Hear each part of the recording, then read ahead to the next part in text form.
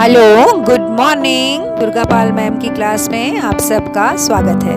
Good morning, welcome back to Durga Pal ma'am's class. आज की इस क्लास में हम पढ़ेंगे क्लास 6 का 5वां चैप्टर रहीम के दोहे। जो भी क्लास 6 के बच्चे वीडियो को देख रहे हैं, क्लास में प्रेजेंट हैं, लाइक का बटन दबा करके अपनी अपनी अटेंडेंस लगा दीजिए और क्लास को छोड़ करके बिल्कुल मत जाइएगा। अंत तक वीडियो को ज़रूर देखिएगा, क्योंकि जब आप सारे दोहों के अर्थ समझेंगे तभी आप इनके क्वेश्चन आंसर्स कर पाएंगे, नहीं तो आपको बहुत परेशानी आएगी। और दोहे थोड़े से हैं, छोटा सा चैप्टर है और फटाफट से मैं इनकी व्याख्या आपको सरल अर्थ के साथ हर शब्द का अर्थ बताते हुए फटाफट करा दूंगी। आपको सारे दोहों के अर्थ याद हो जाएंगे, इसलिए क्लास को बिल्कुल मत छोड़ना बीच में और सीधे मेरे साथ पढ़ते चले जाइए। तो चैप्टर का नाम है रहीम के दोहे और चैप्टर का नंबर है 5। 5वां चैप्टर है, ये 5 है चैप्टर का नंबर और नाम है रहीम के दोहे। तो देखते हैं हम पहला दोहा कौन सा है। इसमें पहला दोहा है रहीमन देखी बड़ेन को। रहीम जी कहते हैं, ये पुराने कवियों की पहचान है, हमेशा अपना नाम पंक्ति में लिख देते हैं ताकि पता चले कि उन्होंने लिखा है। तो रहीमन देखी बड़ेन को मतलब रहीम जी ने लिखा है। ये रहीम जी कहते हैं कि बड़ों को देख करके लघु ना दीजिए डारी। डारी का मतलब है छोड़ना। रहीम जी कहते हैं कि बड़ेन बड़ों को देख करके लघु छोटों को ना दीजिए डारी, छोड़ मत दीजिए। तो रहीम जी क्या कह रहे हैं कि बड़े लोगों को देखकर छोटे लोगों को छोड़ मत दीजिए। मतलब आपकी दोस्ती होगी किसी बहुत पैसे वाले के साथ और आपने अपने जो बहुत पहले से आपका दोस्त है वो थोड़ा कम पैसे वाले घर से है, तो आप उसको अगर छोड़ देंगे तो ये अच्छी बात नहीं है। कितने भी बड़े लोगों से दोस्ती हो जाए, लेकिन जो छोटे लोग हैं, अपने लोग हैं, जिनसे पहले से दोस्ती है, उनको छोड़ना नहीं चाहिए। वही बात रहीम जी कह रहे हैं कि देखी बड़े इनको, बड़े बड़े लोगों को देख करके छोटे लोगों को छोड़ मत दो।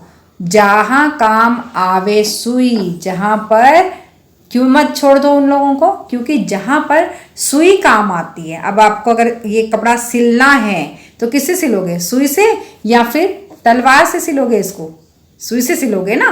तो जहाँ पर सुई काम आती है वहाँ तलवार कुछ नहीं कर सकती है। यानी कि बड़े लोग को रहीम जी ने तलवार के समान बताया है और छोटे लोगों को सुई माना है इस दोहे के अंदर। तो रहीम जी कहते हैं कि बड़े लोगों को देखकर छोटे लोगों को छोड़ मत दीजिए, क्योंकि जहाँ पर हमें सुई से काम निकालना है वहाँ तलवार किसी काम नहीं आएगी। ठीक है, तो सुई का अपना काम है, तलवार का अपना काम है। जहाँ जिसकी जैसी ज़रूरत हो वैसे ही काम होता है। तो रहीम जी ने कहा कि किसी भी चीज़, छोटी चीज़ को बेकार समझकर मत छोड़ दीजिए, क्योंकि हर चीज़ का अपना अपना महत्व होता है। जैसे अगर हमें सिलाई करनी है तो हमें सुई की ज़रूरत पड़ेगी, तलवार वहाँ पर कुछ भी नहीं करेगी। इसलिए अगर हमें बड़े लोगों का साथ मिल जाता है तो हमें छोटे लोगों को भूल नहीं जाना चाहिए, वो भी समय पर काम आते हैं। आगे समझ में सबको? अब ये आप क्लास 6 के बच्चे हैं और हमारे स्कूल में तो इसमें प्रसंग सहित व्याख्या पूछी आती थी। आपके स्कूल में कैसे पूछी आती है आप बताइएगा। अगर इसका प्रसंग आता है तो आप कैसे लिखेंगे? देखिए, मैंने अपनी हर वीडियो में आपको बताया है प्रसंग में 3 चीज़ें आपको पता होनी चाहिए। एक तो आपकी पुस्तक का नाम, तो आप लिखेंगे प्रस्तुत पंक्तियाँ हमारी हिंदी की पाठ्य पुस्तक मल्हार में से रहीम के दोहे नामक कविता से ली गई हैं।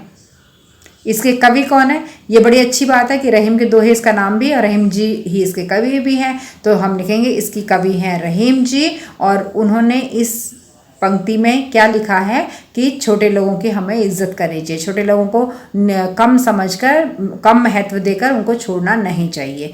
तो क्योंकि ये दोहे हैं और हर दोहे का अपना अलग मतलब होगा, इसलिए हमें इसमें प्रसंग की जो आखिरी लाइन है वो हर दोहे में बदलनी पड़ेगी, बाकी प्रसंग सेम रहता है। 3 चीज़ें, पुस्तक का नाम मल्हार और दूसरा कविता का नाम रहीम के दोहे और तीसरा कवि का नाम रहीम जी।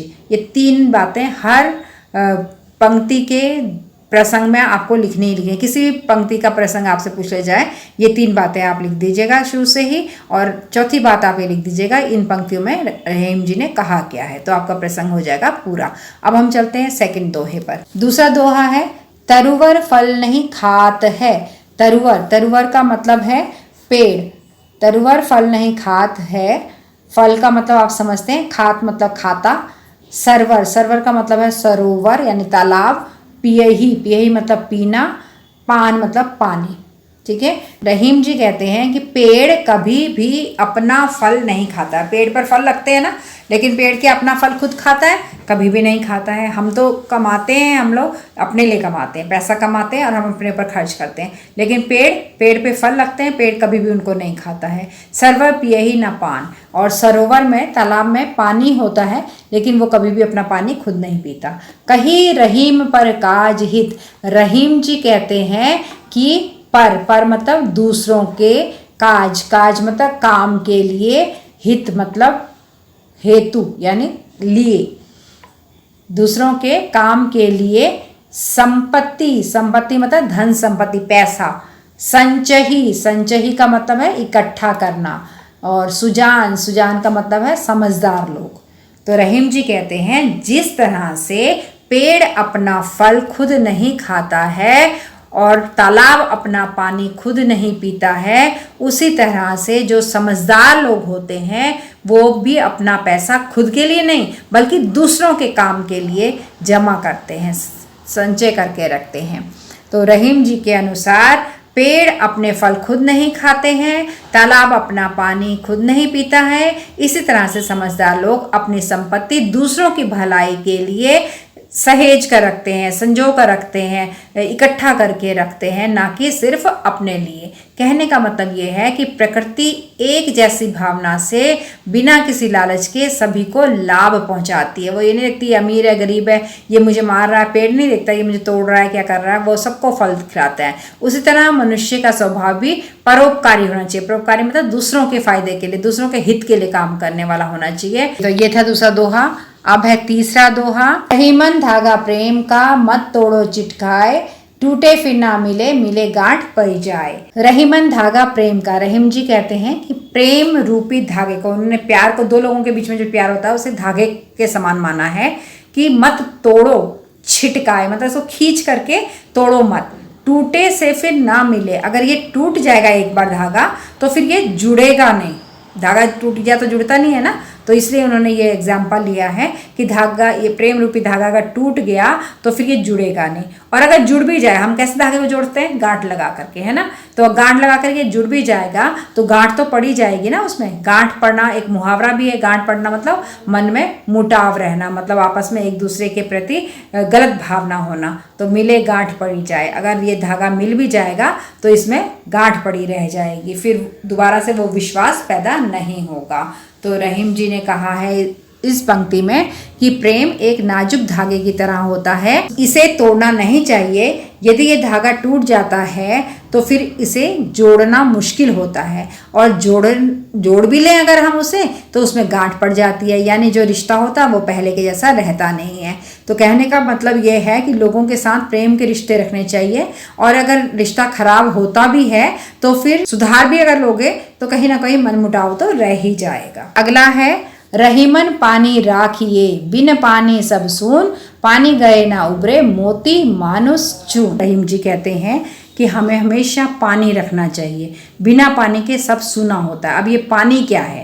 रहीम जी ने कहा कि पानी को रखना चाहिए, पानी के बिना सब कुछ सूना होता है, बेकार होता है। पानी गए ना उभरे, और अगर पानी चला गया तो फिर ये जी ही नहीं सकते, उबर नहीं सकते हैं, जिंदा नहीं रह सकते हैं। कौन कौन जीवित नहीं रह सकते हैं? मोती, मनुष्य और चूना। तो अब इस पानी का अर्थ क्या? देखिए यहाँ पर रहीम जी ने पानी को 3 अलग अलग अर्थों में लिया है। मोती के लिए उसका अर्थ अलग है, मनुष्य के लिए अलग है, चूने के लिए अलग है। मोती की अगर चमक चली गई तो मोती की वैल्यू खत्म हो गई, कोई नहीं पूछेगा ना उसको। जो मोती होता है, पर्ल जो होता है जिसे हम पहनते हैं अपने ज्वेलरी में डाल करके, तो अगर वो उसकी चमक चली जाती है तो उससे कोई नहीं पूछेगा। मनुष्य, अगर मनुष्य की विनम्रता चली जाती है, मनुष्य का शील चला जाता है, मनुष्य का चरित्र खत्म हो जाता है, आंखों की शर्म खत्म हो जाती है, तो फिर मनुष्य की कोई अहमियत नहीं रहती है, उसका कोई महत्व नहीं रहता है। चून यानी कि चूना यानी कि आटा। आटे को गूंदने के लिए क्या चाहिए होता है? हमें पानी चाहिए होता है। पानी का यहाँ 3 अर्थ हो गए। चूना यानी आटे के लिए पानी का अर्थ पानी ही है, मनुष्य के लिए उसकी विनम्रता है, उसकी आंखों की शर्म है, और मोती के लिए उसकी चमक है। पानी के ये 3 अर्थ हैं। अब हम इसका अर्थ करते हैं। रहीमन पानी रखिए। रहीम जी कहते हैं कि पानी रखना चाहिए, यानी विनम्रता, चमक और पानी, ये 3 चीज़ें होनी चाहिए। अगर ये तीनों चीज़ें खत्म हो गई तो फिर बिल्कुल बेकार है जीवन। पानी चले जाने के बाद ये जीवित नहीं रह सकते हैं मनुष्य, मोती और चूना। मोती की अगर चमक चली जाएगी तो वो बेकार हो जाएगा। मनुष्य की अगर आंखों की शर्म यानी विनम्रता खत्म हो जाती है तो मनुष्य की अहमियत खत्म हो जाती है।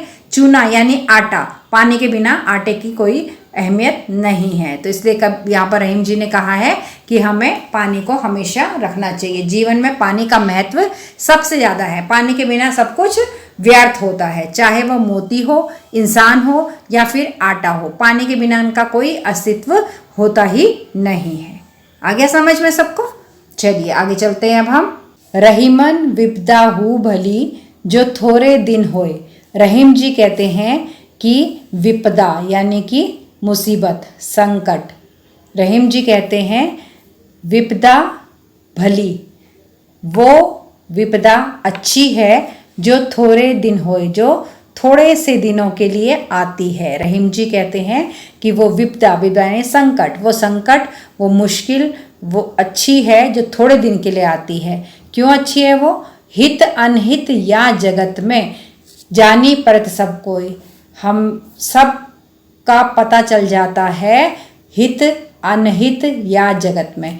इस संसार में, जगत यानी संसार, इस संसार में हित भला चाहने वाला, अनहित बुरा चाहने वाला। पता चल जाता है कि इस संसार में हमारा भला चाहने वाला कौन है और हमारा बुरा चाहने वाला कौन है। तो रहीम जी कहते हैं कि वो विपदा अच्छी है जो थोड़े दिन के लिए ही आती है, लेकिन उस विपदा में हमें ये पता चल जाता है कि कौन मनुष्य हमारे भलाई करने वाला है और कौन हमारे लिए बुरा है, हमारी बुराई करने वाला है। अगली पंक्तियां हैं। रहीमन जीवा बावरी। रहीम जी कहते हैं कि ये जीव तो बावरी है यानी पागल है। कहीं गई सरग पाताल। क्या क्या कहती है ये जीव? ये जीव जो है ये पागल है, बावरी कहा गया है इसे। ये क्या क्या कह देती है? सरग, स्वर्ग की बात भी कह देती है और पाताल, नरक की बात भी कहती है। मतलब कि यही जीव अच्छा भी बोलती है और यही जीव बुरा भी बोलती है। इसी जीव से हमें खुशी भी मिलती है और मुसीबत भी आ जाती है। लेकिन होता क्या है कि जीव ने तो बोल दिया, आपू तो कही भीतर रही। और जीव क्या कहती है? अपना तो कह दिया उसने जीव ने और भीतर अंदर ही रहती है, जुबान के अंदर ही, मुंह के अंदर ही रहती है। लेकिन जूते खात कपाल। और जूते किसको पड़ते हैं? हमारे कपाल को यानी मस्तक को यानी सिर को। कपाल मतलब सिर, माथा। तो रहीम जी कहते हैं कि हमारी जुबान बहुत ही पागल है, क्योंकि ये स्वर्ग यानी अच्छी बात, पाताल यानी नरक यानी बुरी बात, दोनों तरह की बातें बोलती है। अपना तो कह करके मुंह के अंदर चली जाती है और जूते पड़ते हैं हमारे सिर पर। इसका मतलब ये हुआ कि हमें सोच समझ कर बोलना चाहिए। अगर हम सोचते नहीं हैं तो जीभ से कुछ भी शब्द निकल सकते हैं और बाद में हमें पछताना पड़ सकता है। जीभ तो मुंह के अंदर सुरक्षित रहेगी, पर बुरा बोलने पर जूते हमारे सिर पर पड़ेंगे। अगला और अंतिम दोहा है। कही रहीम संपत्ति सगे बहुन बनत बहुत बहुरीत। विपत्ति कसौटी जे कसे ते ही सांचे मीत। यहाँ पर रहीम जी कह रहे हैं कि जब हमारे पास संपत्ति होती है, जब हमारे पास धन दौलत और पैसा होता है, सगे बनत बहुत बहुरीत, हमारे सगे बन जाते हैं, रिश्तेदार बन जाते हैं, मित्र बन जाते हैं। बहुरीत बहुत तरीके से, बहुत सारे रिश्तेदार बन जाते हैं, अलग अलग तरीक़ों से हमसे रिश्ता निकालने लगते हैं कि भैया ये मेरा फलाना लगता है, ये मेरा ढिमकाना लगता है। कब? जब हमारे पास संपत्ति होती है, पैसा होता है। विपत्ति कसौटी जे कसे। विपत्ति मतलब मुसीबत। मुसीबत की कसौटी पे अगर उनको कसो ना, यानी कि जब हम पर मुसीबत पड़ जाएगी और तब जो साथ हमारा देगा, ते ही सांचे मीत, असल में वही हमारे मित्र होते हैं। तो रहीम जी ने कहा कि जब पैसा होता है इंसान के पास, तब तो बहुत सारे लोग अलग अलग तरीक़ों से उससे रिश्ता निकालते हैं, दोस्ती बना लेते हैं। लेकिन सच्चे मित्र वही होते हैं जो कठिन समय में हमारे साथ खड़े रहते हैं, क्योंकि विपत्ति ही असली मित्र की पहचान कराती है। जब हमारे पास बहुत धन होता है तब बहुत से लोग रिश्ता जोड़ना शुरू कर देते हैं। तो सोना शुद्ध हो या खराब, इसकी परख कसौटी पे घिसने में पता चलता है ना कि सोना अच्छा है कि खराब है। देखने से तो पीला पीला चमकता अच्छा लगता है, लेकिन जब हम उसे घिसते हैं तब पता चलता है कि इस सोने में कितनी चमक है, कितनी शुद्धता है। इसी तरह से जब हमारे पर मुसीबत पड़ती है तब हमें पता चलता है कि हमारे कौन मित्र हैं और कौन शत्रु हैं। मुसीबत के समय में जो हर तरह से हमारा साथ देता है वही सच्चा मित्र होता है। तो ये थे आपके रहीम जी के दोहे। और एक चीज़ और बता दूं कि हम लोग रहीम जी कहते हैं, इसका नाम क्या है रहीम जी का पूरा नाम? अब्दुल रहीम खान खाना, ये इनका पूरा नाम है। अगर आप अपने प्रसंग में पूरा नाम लिख कर आते हैं आपको पूरे नंबर मिलेंगे। आपके टीचर खुश हो जाएंगे कि अरे वाह, बच्चे को तो ये सारा नाम इसका बढ़िया से पूरा अच्छा नाम याद कर रखा है इस बच्चे ने, बहुत इंटेलिजेंट बच्चा है। तो ये इंप्रेशन पड़ेगा और आपको पूरे नंबर मिलेंगे। तो यहाँ पर इस चैप्टर के मैंने सारे दोहे आपको पढ़ा दिए हैं और उम्मीद कर रही हूँ कि आपको बढ़िया से ये समझ में भी आ गए होंगे। रहीम के दोहे क्लास 6 के लिए 5वां चैप्टर मल्हार किताब का, नई किताब है। जिसको भी रहीम के दोहे समझ आए वो चैनल को ज़रूर से सब्सक्राइब कर देना, और जिसको समझ में नहीं आए हैं वो क्या करेगा, वो जा करके दोबारा से दुर्गा पाल मैम की वीडियो एक बार देख लेगा आराम से, तो उसे भी समझ में आ जाएंगे, वो भी सब्सक्राइब कर लेगा। तो अल्टीमेटली सब्सक्राइब सभी को करना है, लाइक का बटन दबाना है, अपने दोस्तों के साथ शेयर करना है, बेल आइकन को दबाना है और एक प्यारा सा कमेंट जरूर लिखना है कि आप कौन हैं और आपके स्कूल से इस वीडियो को देख रहे हैं। मैं आपके कमेंट का इंतज़ार करूँगी और आपका नाम जरूर लूँगी अपने वीडियो में, जिसने भी मुझे प्यारा सा कमेंट किया। तो अब चलते हैं और अगली क्लास में फिर से मिलेंगे। तब तक के लिए ta-ta, bye bye and love you all. Thanks for attending Durga Pal Ma'am's class. Please like, share, subscribe and don't forget to leave a lovely comment. Thank you.